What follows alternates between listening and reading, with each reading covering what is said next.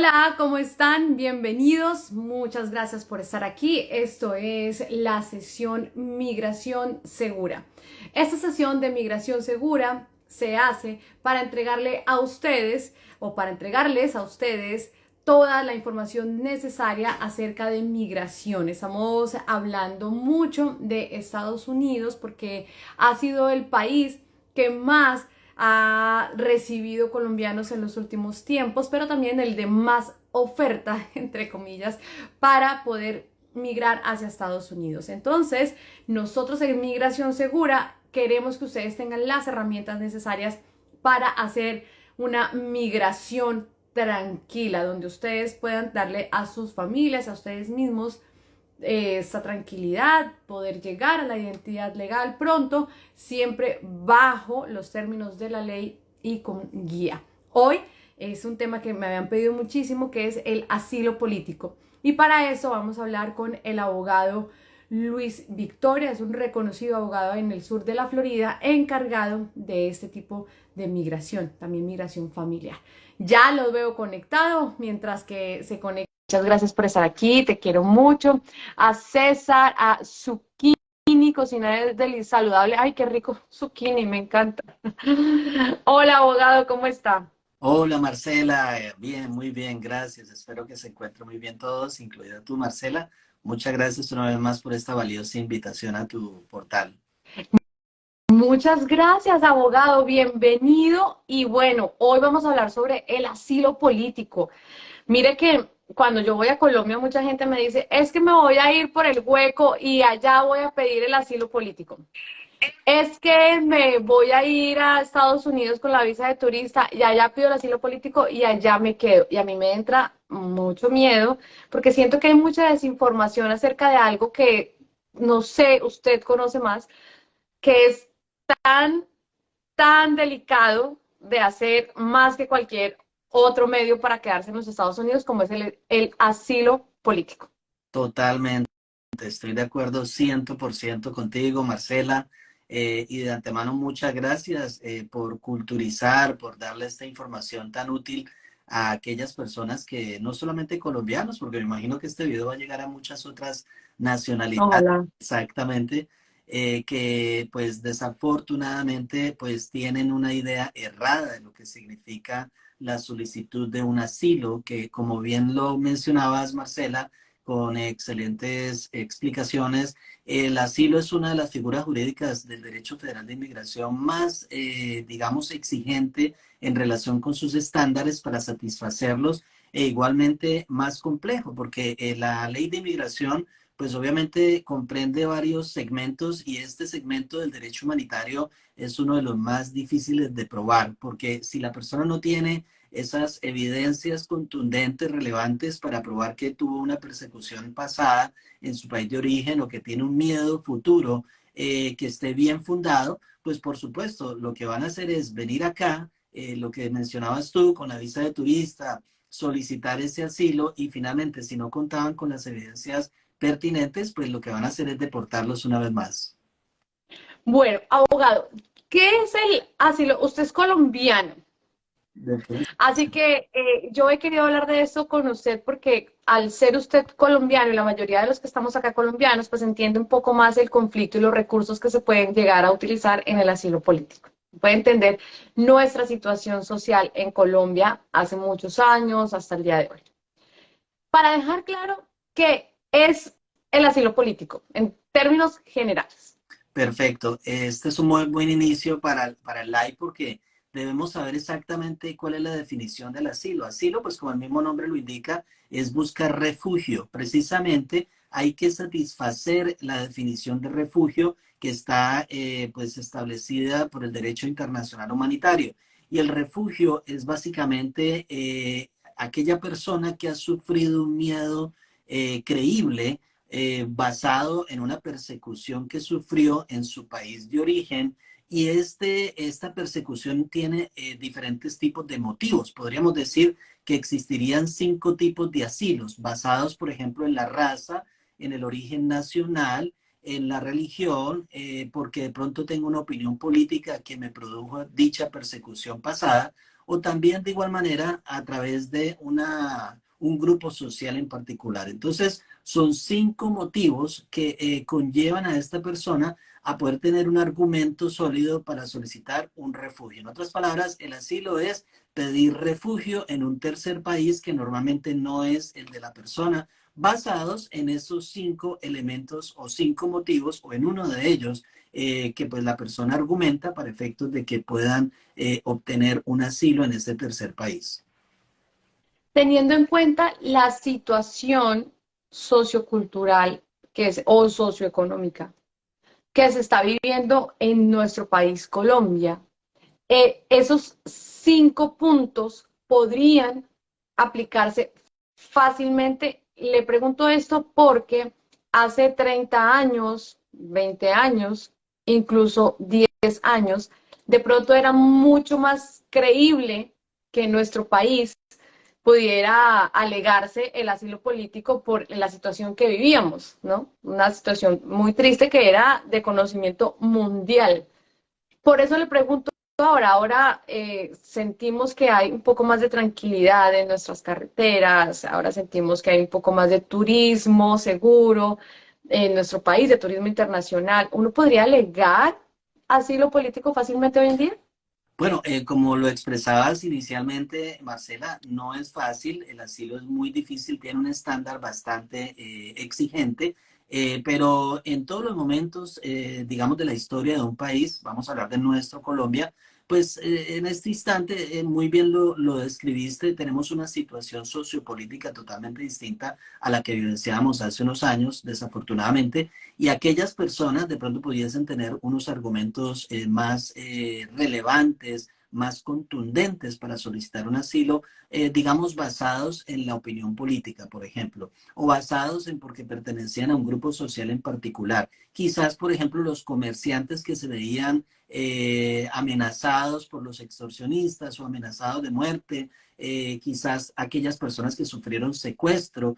Todos estos elementos, pues obviamente son relevantes para pedir un asilo. Hoy en día, como bien lo explicabas, pues es un poco más difícil, pero todavía pudiésemos encontrar ciertos sectores de la población o ciudadanos que pueden ser sujetos de esta persecución, pero por supuesto, mientras más estabilidad haya en un país, más difícil es la posibilidad de solicitar un asilo. Como bien lo explicabas, si existe, digamos, una regulación ya en relación con el aspecto de orden público o con los secuestros se han mermado, o de pronto que Colombia tiene una relación muy positiva en relación con los Estados Unidos o frente a la comunidad internacional. Entonces, todos esos elementos son evaluados no solamente por un oficial de inmigración en un asilo afirmativo, sino también en un asilo defensivo por un juez de inmigración en su respectiva instancia. Y entonces ellos van a evaluar las condiciones del país, las condiciones donde se produjeron dichas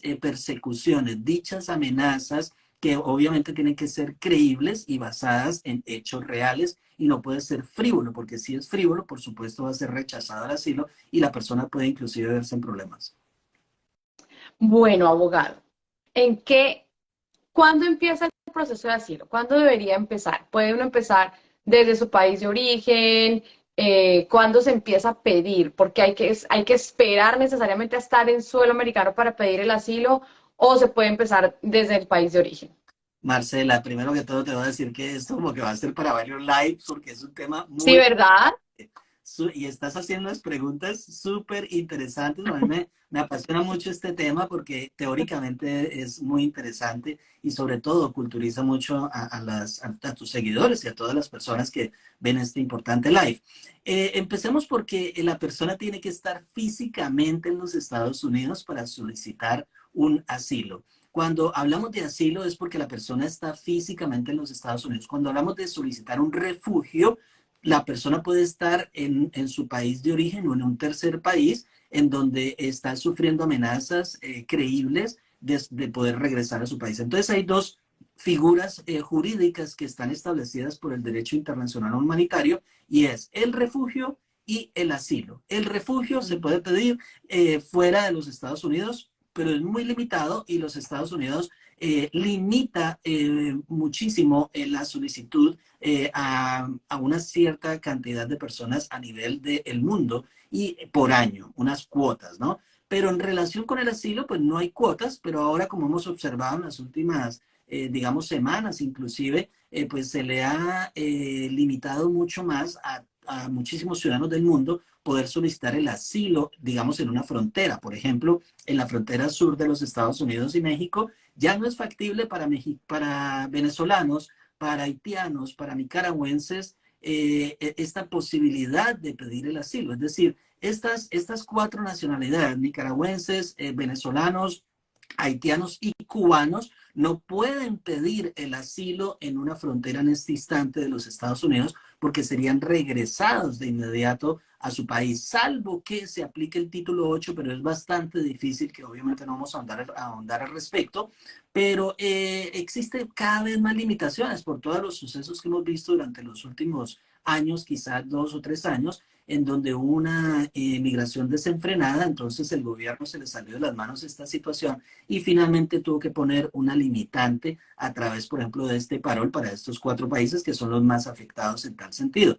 Pero por otro lado, también está limitando la posibilidad de que las personas soliciten directamente el asilo en la frontera y esto pues obviamente lo tienen que hacer a través de una aplicación que se llama CBP One, desde México principalmente.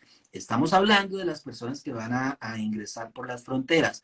Cuando hablamos de otra situación, por ejemplo, para nuestros connacionales que de pronto vienen aquí con una visa de turista, Marcela, entonces vienen por un puerto de entrada, digamos por un aeropuerto que es lo más común, con una visa B1, B2, que es la visa de turista, la que se conoce como la visa de turista en nuestro país. Entonces esta persona viene acá a los Estados Unidos, ya está cumpliendo el primer elemento, que es estar físicamente en los Estados Unidos. Segundo elemento, entonces pudiesen llevar a cabo una aplicación de asilo. En este caso, se denomina asilo afirmativo. Son muchas cosas, ¿no?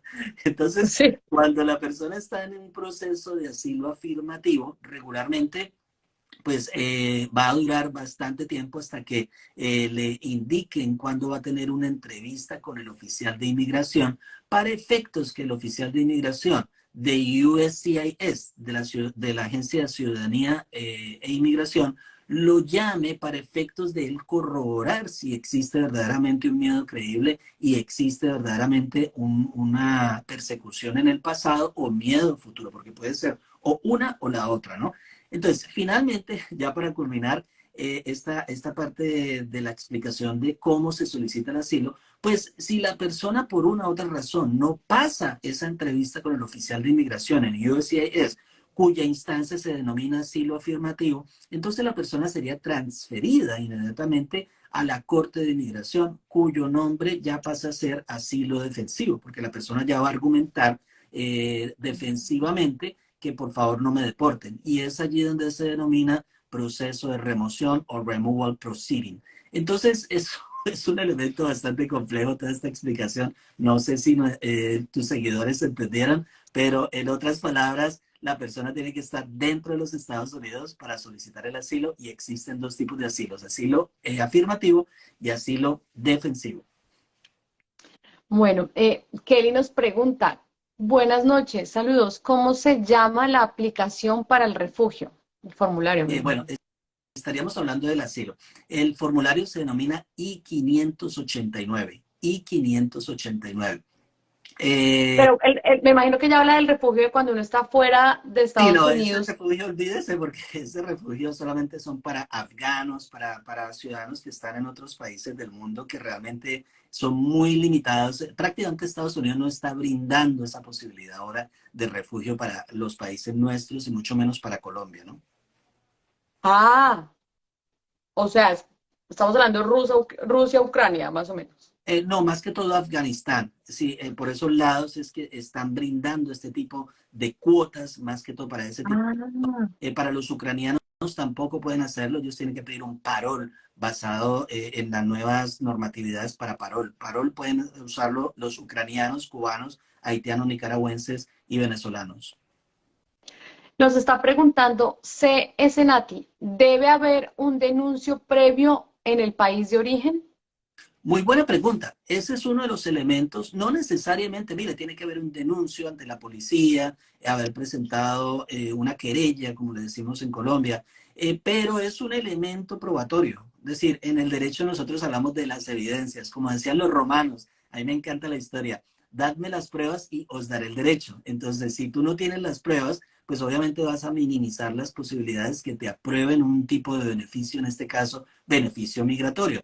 En este sentido, entonces, Marcela, pues si la persona está argumentando que sufrió una persecución pasada, vamos a dar un ejemplo cualquiera. Mire, es que sentí miedo en Colombia. Entonces, ¿miedo de qué? Bueno, miedo de que yo era un comerciante y secuestraron a mi familia o a mí o me extorsionaron esto, porque la extorsión como tal sola no es un argumento contundente ni tampoco válido para que te aprueben un asilo. Pero vamos a decir que ya hubo secuestro, hubo daño físico, daños personales, etcétera. Los daños en la propiedad tampoco son suficientes para que te aprueben un asilo. Pero entonces, dentro de todas estas evidencias que tiene la persona, pues obviamente denunció a la policía. Y esta persecución de antemano, la ley dice que tiene que provenir del gobierno, del Estado, o por la omisión del Estado, es decir, por acción del gobierno o por omisión del mismo de proteger a sus ciudadanos. Entonces, cualquier persecución no sirve, es decir, tiene que ser una persecución que en primera instancia haya provenido del gobierno, pero si no ha provenido del gobierno, pues obviamente hubo una omisión de la protección, es decir, de proteger a ese ciudadano. Vamos a decir que haya un lugar muy inhóspito de Colombia, que es muy raro encontrarlo, pues tal vez por la serranía del Chocó, por allá por el Atrato, o por allá por los llanos orientales donde no hay mucha población o fuerza pública. Entonces la persona dice, no, es que acá no hay protección. Entonces, pues obviamente denunciamos a la policía, ahí están las pruebas y todo. Pero dentro de todo este procedimiento, pues los oficiales de inmigración o jueces, ellos van a argumentar o van a preguntar, pero usted no tenía otros departamentos en Colombia donde poder vivir, donde poder ir, porque yo entiendo que Le quedan Colombia tiene 30. tiene una extensión territorial bastante importante, que es uno de los países más grandes de Sudamérica o de inclusive este hemisferio occidental. Y usted me va a decir que usted sufrió la persecución en Bogotá y no se fue para La Guajira, por ejemplo. Cuénteme, porque ellos no conocen Colombia directamente, pero van a imaginarse que es un país gigante y que tiene una extensión territorial que tú te hubieras podido, pues digamos, como proteger de dicha persecución en otros lugares. Entonces la persona debe ser digamos, como inteligente, razonable para poder solicitar un asilo. No es fácil y no es una visa. Yo no sé si me permites decirlo de una vez. No es una Sí, visa, por porque la favor. mayoría de personas, Marcela, desafortunadamente, hay veces a nuestra oficina llaman, que llaman las personas a decir, ¿y cómo se pide la visa del asilo? El asilo no es una visa. El asilo es una figura jurídica que ha sido creada por el derecho internacional humanitario para proteger las personas que no tienen más dónde ir porque sufrieron dicha persecución y vienen acá a los Estados Unidos a buscar la protección. Pero pueden pedir la protección en otros países también del mundo que estén acogidos al convenio de la Haya. Pero todo el mundo quiere venir a los Estados Unidos porque Estados Unidos es hegemónicamente el país del mundo que protege más los derechos humanos de las personas. Entonces, todos esos elementos en conjunto, bajo la totalidad de las circunstancias, tienen que tenerse en cuenta para el momento de que la persona pida un asilo. Estamos con el abogado Luis Victoria, un abogado experto en migración en los Estados Unidos. Su expertise pues es las visas o la migración para familias, también hace visas de negocios y hoy estamos hablando del asilo político. Para continuar hablando del asilo político, ya hemos dicho que se necesita estar en tierra americana o en tierra en los Estados Unidos, ¿verdad? Y cuando ya la persona entra, vamos a decir que esta persona entró con su visa de turista, llegó en un vuelo Bogotá, Miami, Dallas, LA, y apenas llega ya hace la fila de migración, ahí tiene que pedir el asilo. Bueno, puede darse en diferentes instancias, es decir, regularmente si la persona solicita dicho asilo ahí en el puerto de entrada, puede ser detenida porque le pueden iniciar un proceso de remoción, inmediatamente la persona ingresa, ¿cierto?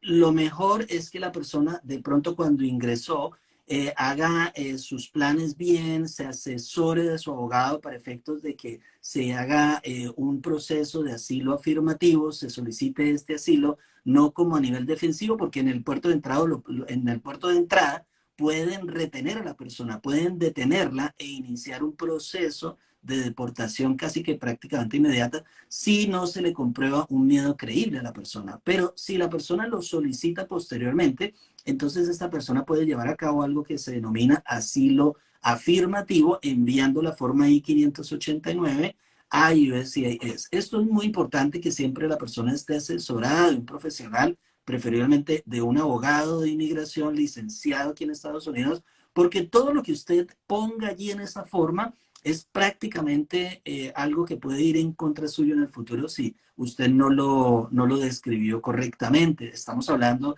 de, digamos, el grupo en social en particular que usted estaba, digámoslo así, como describiendo en dicha forma. Bueno, los comerciantes de Bogotá o digamos las mujeres solteras agrupadas, no sé, en defensa de los derechos humanos en Colombia. Entonces, usted tiene que ser muy, muy preciso en todos esos elementos que está describiendo en dicha forma. Y esta forma es la que va a permanecer siempre ahí en los récords suyos para que el oficial de inmigración finalmente pues infiera que usted puede ser beneficiado con este asilo. Si la persona se le aprueba dicho asilo dentro de ese proceso afirmativo, pues va a obtener su residencia permanente. De lo contrario, va a ser transferida a la Corte de Inmigración. Bueno, sí, cuando la persona llegó al aeropuerto, pasó migración, llegó donde un primo, un amigo, un familiar, se quedó, vamos a decir, 2 meses, y después de esos 2 meses, es que empieza a hacer la petición de asilo. ¿Se dice así, petición de asilo? Aplicación. Aplicación, Digo, gracias. ¿Qué pasa si se comprueba que ha estado trabajando con su visa de turista durante ese tiempo que ha estado esperando y planeando el asilo? muy buena pregunta y eso es una violación del derecho federal de inmigración, porque la persona cuando no tiene un permiso de trabajo, pues obviamente no puede emplearse, no puede obtener, digamos, ganancias con base en un empleo. Es decir, que la persona debe primero llevar a cabo la aplicación de su asilo y aproximadamente a los 150 días más 30 días que se puede demorar, yo decía, estaríamos hablando que a los 180 días, si todo sale bien, pues el gobierno a través de USCIS le estaría pues expidiendo su permiso de trabajo o Employment Authorization Document, el documento de autorización de empleo. En ese momento, cuando la persona tenga dicho documento en la mano, es cuando oficialmente puede trabajar. De resto, no. No puede. Sí. Y Perfecto. si se le comprueba que trabajó ilegalmente, pues puede ser contraproducente para su caso de aplicación de asilo, ¿no? Por supuesto. Eh, Se me perdió quién estaba haciendo la pregunta, pero la duda era, se me acaba de olvidar. No, todas Vamos a estas buscarla. preguntas son importantes.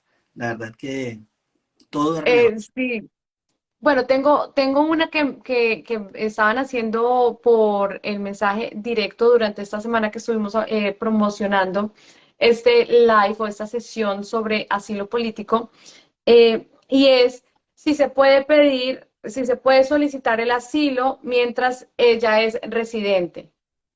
Bueno, si la persona es residente permanente, bueno, Sí, si la persona ya es residente permanente no necesita pedir ningún tipo de asilo porque ya la persona no, si la familia de ella podría solicitar el asilo mientras ella es residente permanente. es decir, una persona es residente permanente, su familia viene a los Estados Unidos y solicita un asilo, pues sí, claro, tienen el derecho porque es un derecho universal, es un derecho de los derechos humanos, pues que la persona puede venir acá y solicitar su asilo. Es decir, que yo tenga familiares aquí en los Estados Unidos me impida eso para enviar una aplicación de asilo. No, no, no, No. no, no es Pero preguntan si no tiene familiares acá, en posible. Estados Unidos. Sí, se pregunta, pero no es tan trascendente como cuando se está pidiendo o peticionando una visa, por ejemplo, basada en el empleo, u otros tipos de visas, cuando ya la persona tiene un familiar aquí, pero sobre todo que no sea legal, ¿no? Es decir, si la Ujú. persona es residente, pues está legal acá. Más que todo, el que sea contraproducente es cuando tienen familiares ilegales dentro de los Estados Unidos. Pero en este caso del asilo no hay inconveniente porque la solicitud, la aplicación está basada en un medio creíble. No es como una visa que estoy solicitando como tal, ¿no?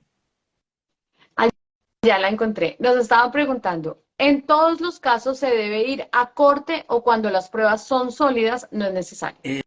Muy buena pregunta, porque la persona, como lo explicábamos anteriormente, Marcela, la persona viene aquí a los Estados Unidos de manera legal. Ejemplo número uno, la persona lleva a cabo su asilo afirmativo, es decir, que en ese instante la persona va a empezar un proceso de asilo sin que la acusen de nada, sin que tenga problema de remoción o de deportación. Sencillamente, mire, es que tengo miedo de regresar a mi país, aquí está mi aplicación. Nadie lo está, pues, digamos, presionando, pero en ese momento pues tiene que esperar la entrevista con el oficial de inmigración. Si la persona tiene evidencias sólidas, pues va a tener más chance, va a tener más opciones que le aprueben el asilo, pero eso no es factible determinarlo o predecirlo, porque de todas maneras existe el grado de discrecionalidad por parte del oficial de inmigración, en donde inclusive ellos están estipulados por la ley federal de inmigración a discrecionalmente negar un caso, pero no de manera arbitraria, por supuesto. Es decir, para responderle a la seguidora, si tiene unos elementos contundentes, de evidencia relevantes y bien contundentes para probar el caso de asilo, pues obviamente va a tener más opciones, pero no sabemos exactamente cuál va a ser el resultado. Si le aprueban su asilo, pues obviamente le dan su residencia permanente, ¿no? Si no le aprueban su asilo, pues desafortunadamente va para la Corte de Inmigración. Bueno, la, la otra pregunta es, todo el proceso, ¿cuánto se tarda desde que la persona entra de forma legal a Estados Unidos, lo solicita, digamos que lo solicita a los 2 meses de estar aquí, no ha trabajado, presenta sus pruebas, todo eso, ¿cuánto se demora? Correcto. Ese es uno de una pregunta muy buena y es uno de los elementos más impredecibles que pueden existir desafortunadamente en el derecho de inmigración. No solamente en el asilo, sino casi que prácticamente en todas las peticiones, aplicaciones, casi todo en el derecho de inmigración no se sabe exactamente cuándo va a salir un proceso, cuándo me van a dar una decisión, hasta en el más sencillo de los casos, ¿no? Y mucho más en un asilo, porque desafortunadamente en este instante hay más de 10 millones de asilos represados. Entonces, si la persona envía un asilo hoy en día, pues no sabemos exactamente cuándo va a recibir, si es asilo afirmativo, cuándo va a recibir esa notificación para la entrevista con el oficial de inmigración. Tampoco, si el oficial de inmigración le niega ese asilo, lo envía a la corte, tampoco sabemos exactamente cuánto va a durar esa persona en ese proceso de asilo defensivo. E igualmente la persona que ingresó por la frontera ilegalmente o por el mar, bueno, cualquier parte que lo capturaron, acabo de llegar inclusive de Chrome, del centro de detención hoy que estuve en Chrome con un cliente, y esta persona ingresa ilegal y lo envían a un centro de detención. En ese centro de detención también se puede procesar el asilo. Entonces son muchos elementos que se conjugan allí y tampoco hay un tiempo con exactitud. Se supone que lo deben liberar a las 48 horas, pero en este instante, por ejemplo, este cliente ya lleva un mes allí en el centro de detención, que es la cárcel de inmigración que queda aquí en la calle 8 con Chrome. Y así por el estilo, ¿no? Entonces, no encontramos exactamente, desafortunadamente, Marcela, y yo sé que estás allá aterrada, un tiempo determinado. Y por eso es que es muy importante, si me permites extenderme un poquitico más, cuando la persona solicita ese asilo afirmativo, muchos dicen, bueno, pero chévere porque yo vengo y puedo entrar y salir. No, ya no puedes salir. Es decir, ya tienes que estar acá en los Estados Unidos y no vas a tener un permiso. Bueno, hubiese remotamente la posibilidad de que esa persona solicite un parol, es decir, para poder viajar e ingresar una vez más, pero no para ir a su país, porque en su país de origen fue donde se produjo esa persecución. La persona, por ejemplo, un venezolano, colombianos, que pidan este asilo y sufrieron esta persecución en sus países, pues obviamente va a ser contraproducente que vayan otra vez a su país. Una vez salgan, pues por supuesto van a renunciar a su asilo, lo cual es negativo también porque ya acumularon presencia ilegal. Y ya para como wrapping up, como culminar esta pequeña intervención, entonces la persona tiene un año máximo para poder solicitar ese asilo, bien sea pues si entró de manera irregular o si ingresó por un puerto de entrada de manera legal, es decir, que fue inspeccionado y admitido. De las dos maneras, tiene un año máximo para poder enviar su asilo.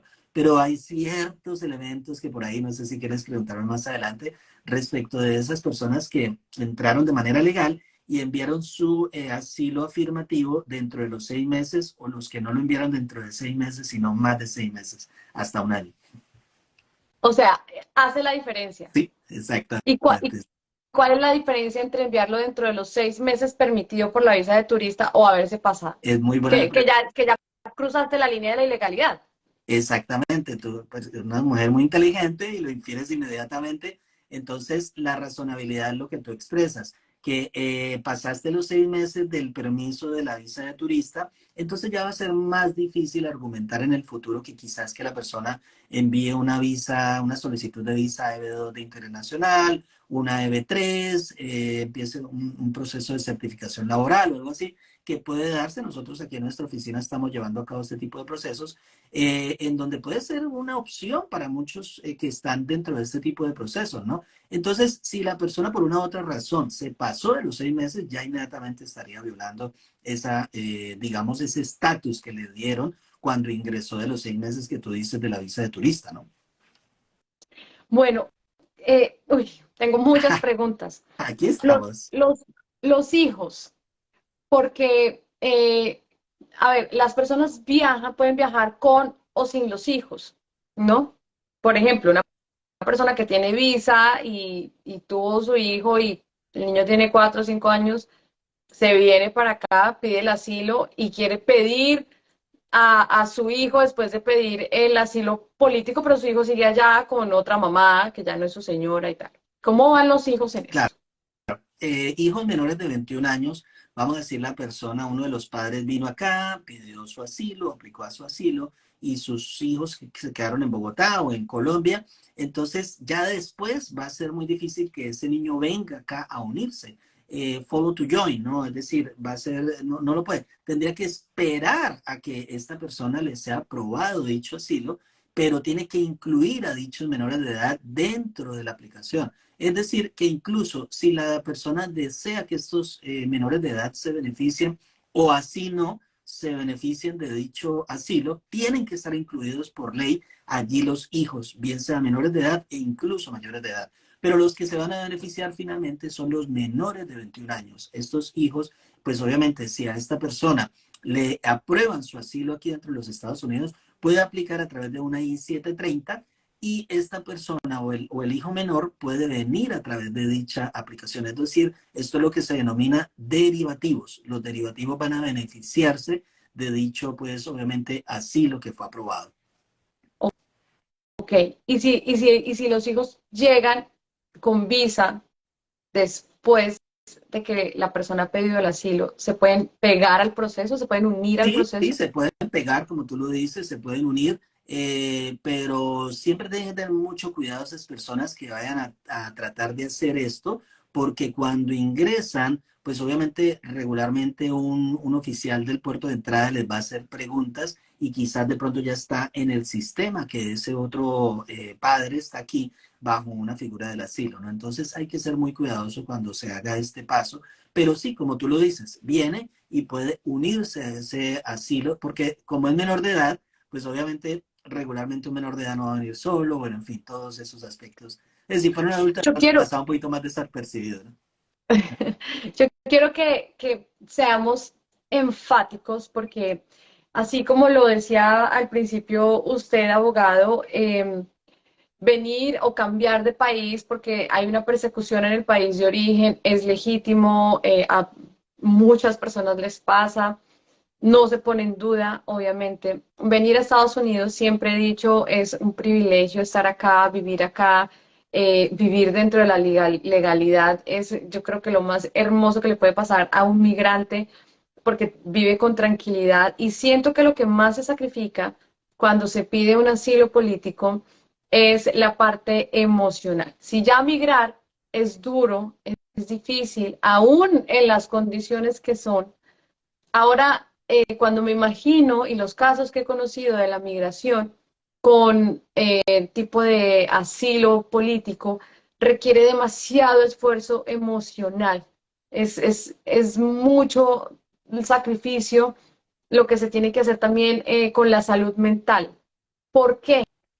Porque pasa mucho tiempo en el que puedas volver a tu país. ¿Cuánto puede ser ese tiempo? Es que tengo una amiga que ella es ciudadana gracias a que sus papás, o creo que fue la mamá, cuando llegó a Estados Unidos pidió el asilo, se la trajo a ella, la hermanita, no sé qué, y ella hasta hace 3 años está pudiendo ir a Colombia y pues se maravilla con cada montaña, con cada río, con cada... Porque ella me decía, Marce, es que como pasé tanto tiempo acá sin poder ir a Colombia, sin poder ver a mis primitos, sin poder ver a mis tías, sin poder ver la finca donde yo crecí, pues quiero estar allá. Y yo le decía, pero ¿no te da miedo? O sea, y entonces él me decía, claro, lo que pasa es que si viajábamos antes, perdíamos el asilo. Exactamente. Entonces, ¿cuántos son los tiempos? Digamos que ya le dieron el asilo a la persona. ¿En cuánto tiempo puede volver a su país?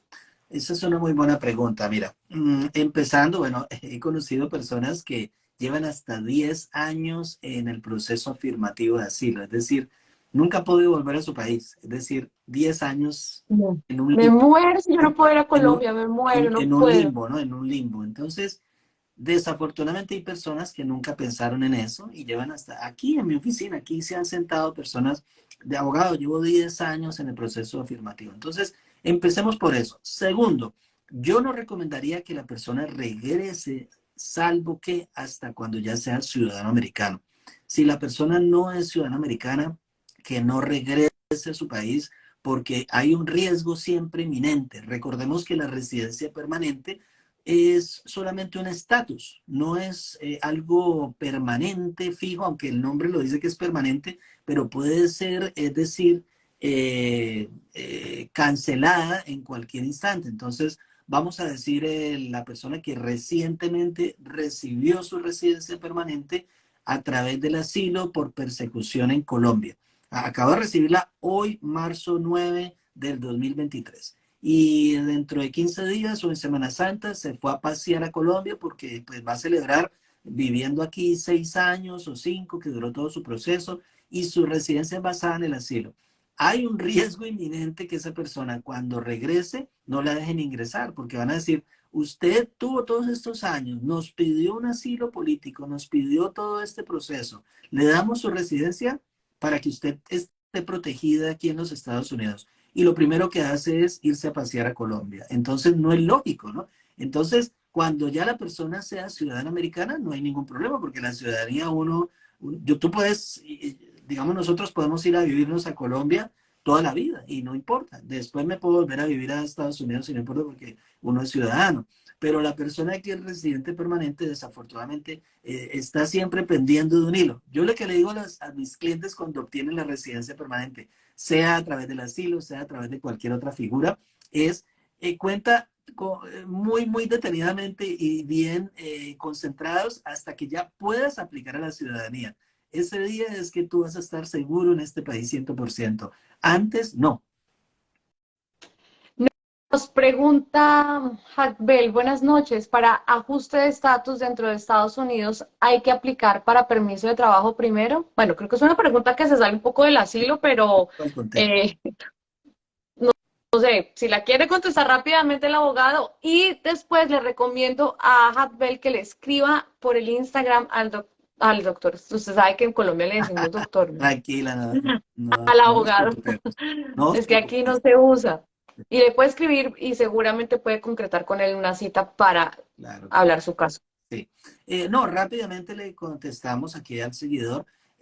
Para que tú tengas una residencia permanente basada en un contrato de trabajo, como lo está expresando, pues existen varios caminos y esos caminos son a través de una visa de empleo, pero existen varios tipos de visas de empleo, entonces no sabemos exactamente a qué visa de empleo se refiere el seguidor. Puede ser la EB1, puede ser la EB2, puede ser la EB3. Hay autopeticiones, hay otras peticiones que necesitas un empleador aquí en Estados Unidos que lleve a cabo una certificación laboral para posteriormente lograr el ajuste de estatus y finalmente lograr la residencia permanente. Entonces, la respuesta no es absoluta, ¿no?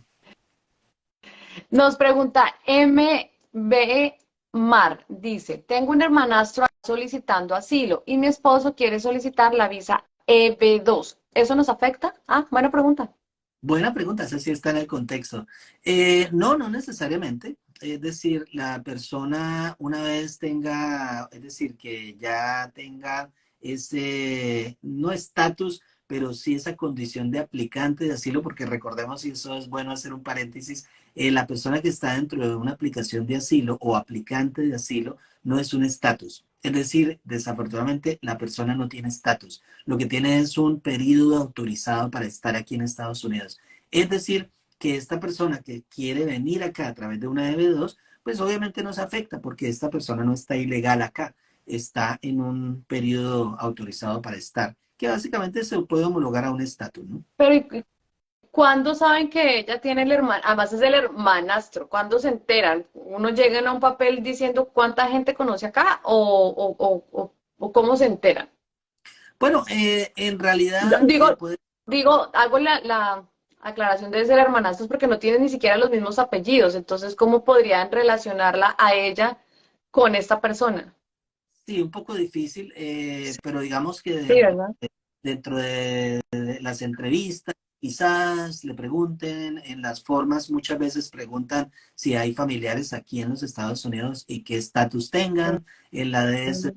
70, que es cuando ya se hace el proceso consular. Todas estas formas, pues una se concatena con la una con la otra. No sé si has visto alguna vez, Marcela, estas formas y te pueden hacer una pregunta acá arriba y abajo te la vuelven a hacer para ver si de pronto la contestaste bien acá arriba y esta se contradice. Entonces, por eso es que siempre debemos estar con la verdad. Siempre, De siempre. acuerdo. Mira, han habido casos que hay personas que han mentido en la solicitud de la visa de turista y finalmente en el futuro van a aplicar a una visa de inmigrante como la EB2 o cualquier otro tipo de beneficio migratorio.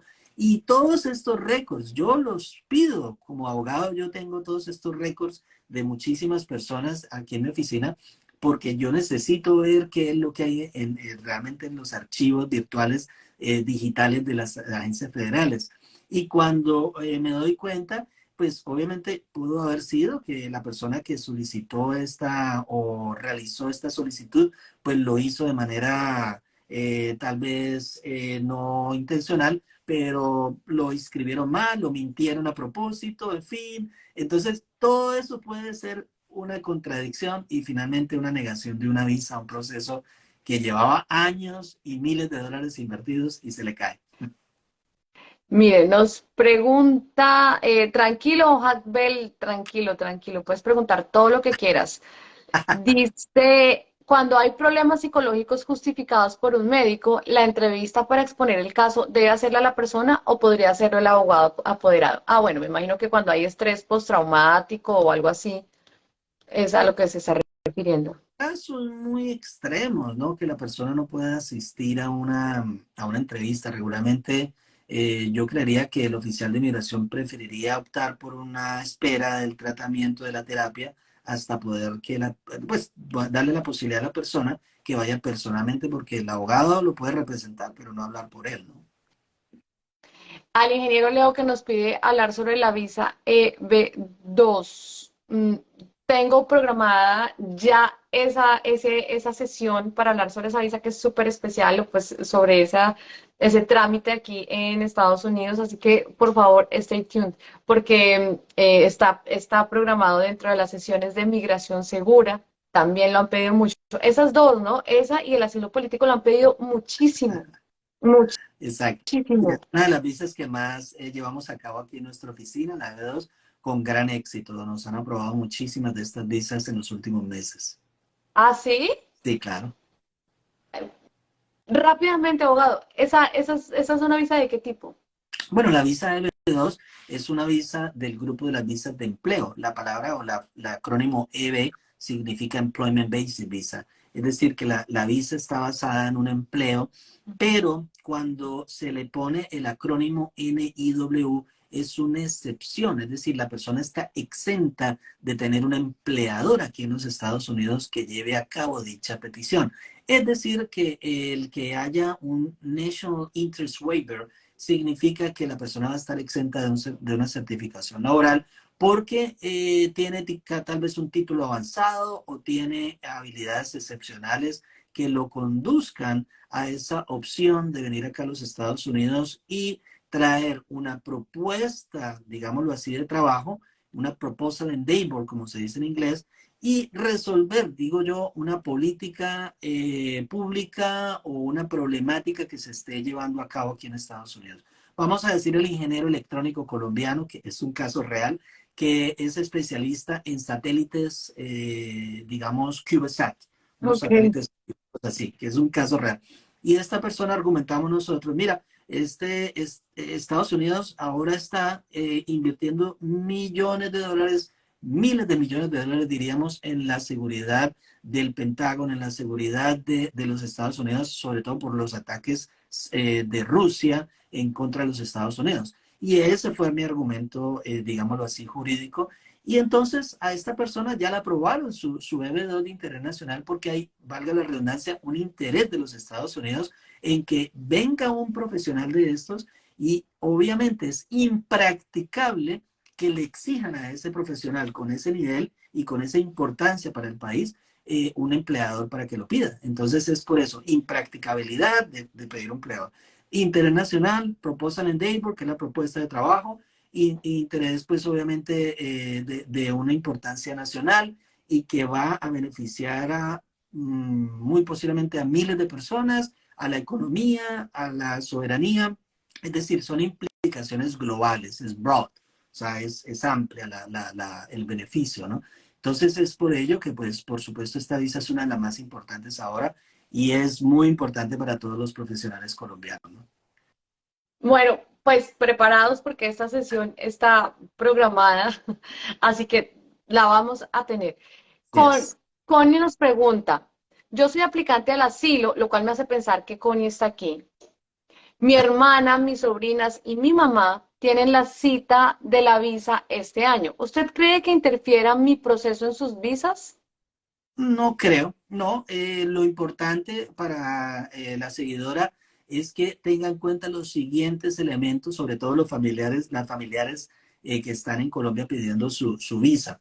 Uno, que tengan lazos fuertes allá en Colombia, es decir, a través de sus empleos. Yo anexaría, por ejemplo, carta laboral, anexaría los pagos de la DIAN, es decir, como decir acá los taxes, los impuestos, anexaría los desprendibles de pago de los 6 últimos meses, quizás, anexaría las certificaciones de los colegios de los niños, anexaría también propiedades o certificados de tradición, como estamos hablando aquí con colombianos, sabemos más o menos qué significa todo eso, ¿no? Entonces, en el certificado de tradición, pues va a figurar allí que ustedes son los propietarios de esos bienes inmuebles, ¿no? También bienes muebles quizás son propietarios de negocios, etcétera. Entonces, cuando esta persona vaya allá, no, el oficial de migración va a estar centrado, enfocado más que todo en por qué esta persona va a tener el interés de regresarse a Colombia, ¿cierto? Cuando venga acá a los Estados Unidos. No en el interés de que esta persona vaya a quedarse aquí, sino que va a centrarse en las evidencias que esta persona, bajo la preponderancia de la evidencia, le muestre y le diga, mire, señor oficial, yo no me quiero quedar allá, porque mire que aquí yo tengo lazos suficientes, familia, toda mi familia está acá. Ah, pero es que usted tiene una sobrina, una familiar allá pidiendo asilo. Es una, acá tengo 100. O sea, mi vida es acá en Colombia. Entonces yo tengo una clínica, los niños están en el colegio, mi esposo trabaja en Coltejer, yo trabajo no sé dónde, en el Éxito. Los niños estudian, mira, aquí están los registros que los niños están en el colegio. Esas son las visas que aprueban, Marcela. Las visas que niegan son, pues, el joven que de pronto se va o la niña que se va de 20 años a pedir, mira, es que yo quiero ir a pasear a Disney. ¿Usted tiene cónyuge? ¿Usted tiene hijos? No, no, soy soltera, nada, no tengo nada aquí en Colombia que perder. Yo me voy para allá. Esa visa la van a negar muy posiblemente porque la persona no tiene lazos en Colombia. Entonces, muchas veces nos llaman a la oficina. Abogado, me han negado la visa 3 veces. Bueno, vamos a analizar qué ha pasado en las 3 veces. Entonces, cuando finalmente nosotros compilamos las evidencias relevantes, le aprueban su visa. Ah, ah, qué bueno. O sea, ¿se puede decir que también asesoran un poco para tramitar la visa de turista?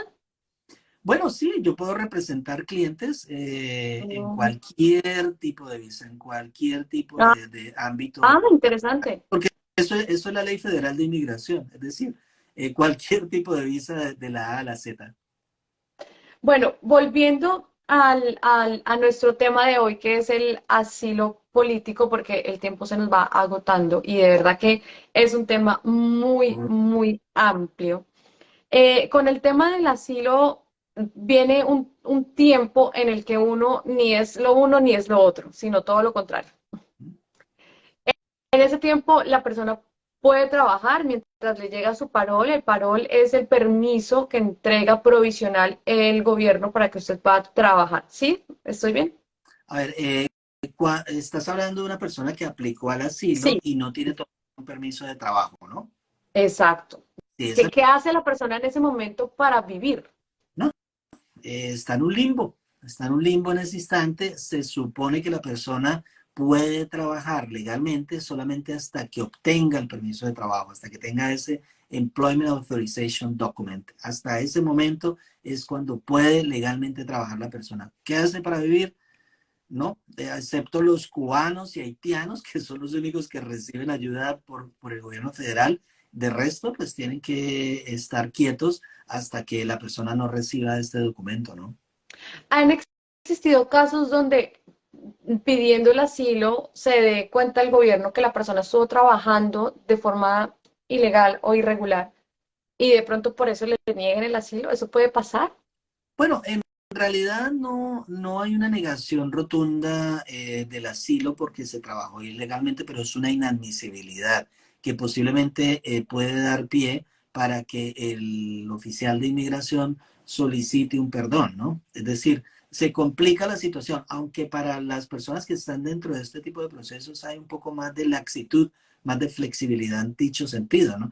Pero para ellos siempre, vuelvo y repito, es muy importante que la persona esté asesorada y que no vaya a dar pasos, sobre todo equívocos, para efectos de llegar tal vez a unas consecuencias negativas.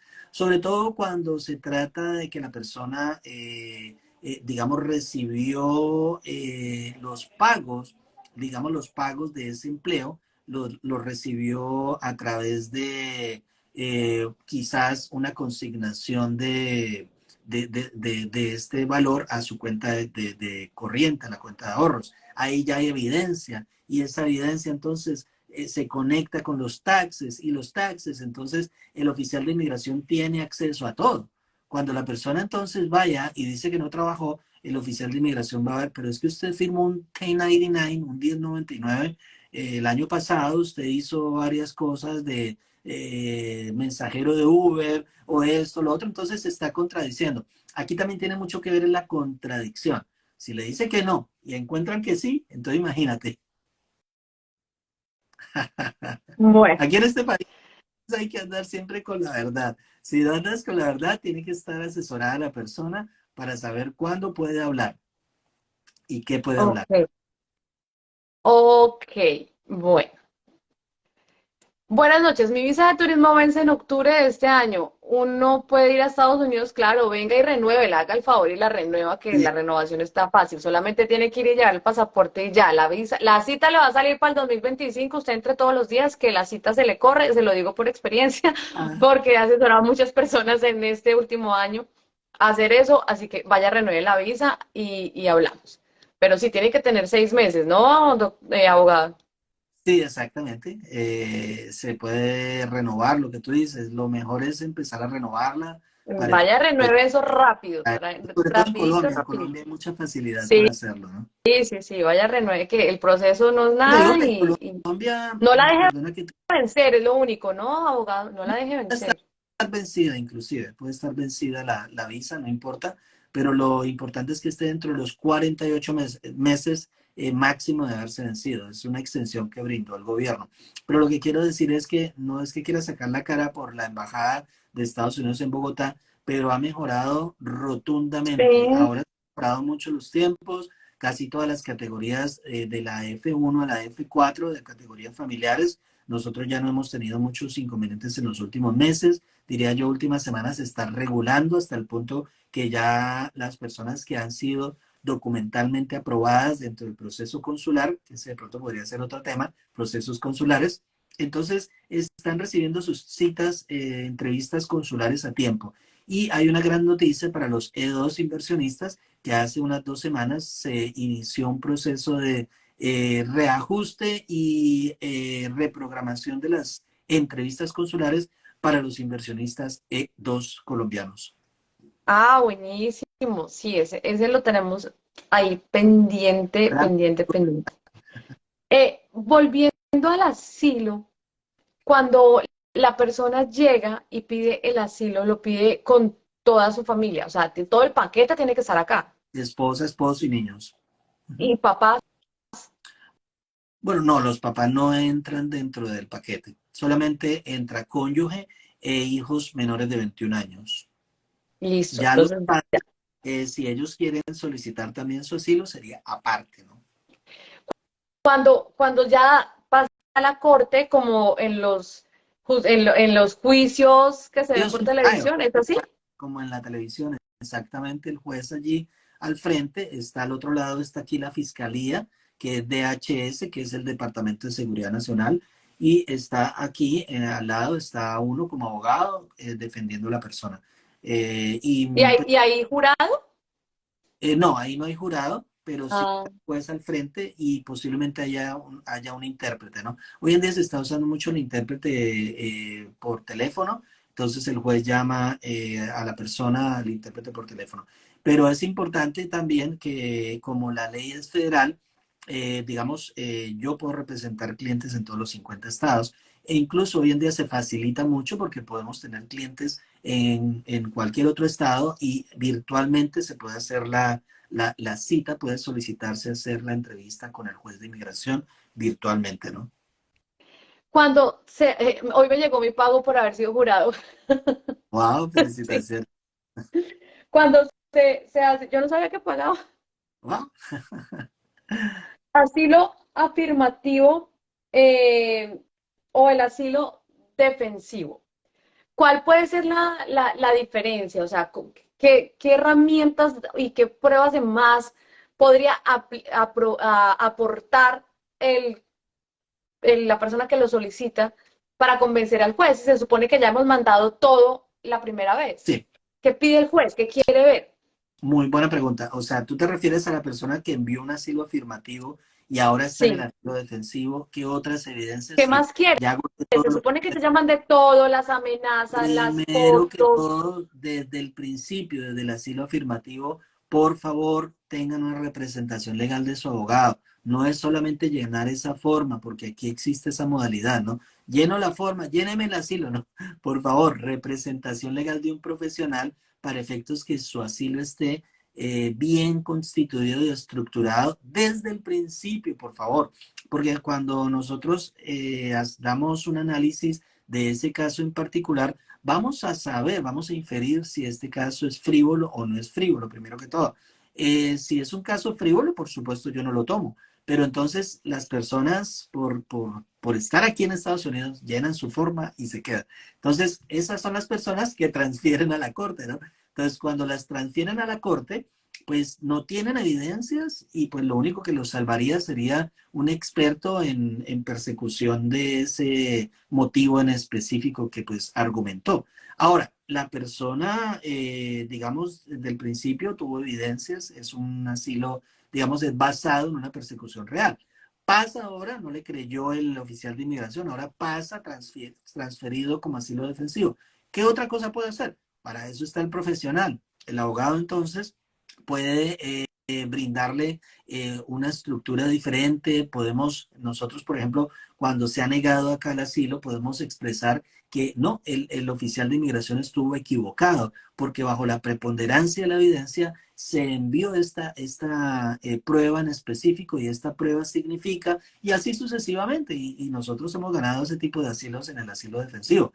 Hay veces, por ejemplo, podemos complementarlo con tal vez evidencia adicional, evidencia, por ejemplo, testimonial, evidencia documental, evidencia que antes no se conseguía o antes no estaba disponible, ahora sí está disponible. Quizás esta persona había llevado a cabo una denuncia ante la fiscalía y no estaba todavía ese proceso finiquitado y ahora sí lo está. Cosas así por el estilo. Podemos contratar a un experto en la persecución política colombiana por los paramilitares en el Golfo de allá, pues, del atrato o de la guerrilla, los disidentes, en fin. Entonces, este experto en el asilo defensivo va a ir a expresar cómo es que es esa persecución allá en Colombia y cómo ha sido el proceso de las víctimas allá en nuestro país. Entonces, estos casos, pues obviamente se pueden fortalecer muchísimo cuando pasamos acá. La otra oportunidad que tiene la persona es que esta aplicación que se envió en el asilo afirmativo,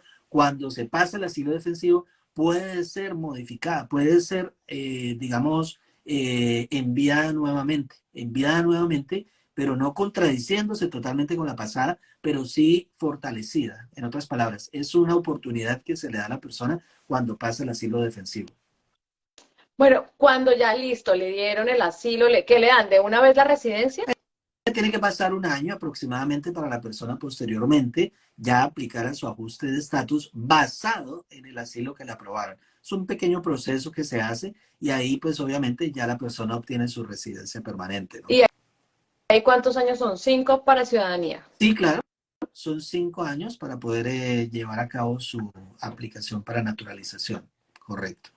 Y listo. Y todo esto, en todo este tiempo, recuerden, no han podido viajar a Colombia a despedir a su papá, a Pues, darle el último adiós a la abuelita, que es la parte más difícil, a mí me parte el alma eso.